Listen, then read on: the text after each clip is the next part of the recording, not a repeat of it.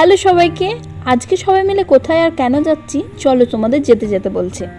তো আমরা গিয়েছিলাম আজকে বর্ধমানের শুভাঙ্গন লজে, যেখানে ছিল আমার এক বোনজির আগিকার সেরেমনি, আর যার এন্ট্রান্সটা ছিল কিছুটা এরকম।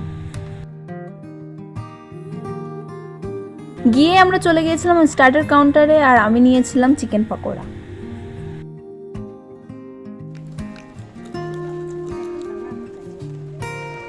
দেন আমি নিয়েছিলাম ওনাদের বানানো স্পেশাল ফুচকা।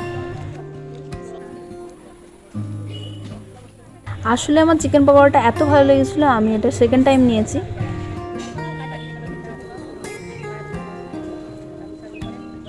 তো এরপর আমরা আবারও হলে চলে এলাম, আর হলে এসে দেখি বাবুকে রেডি করা হয়েছে। ওকে তো অনেক সুন্দর লাগছিল মাশাআল্লাহ।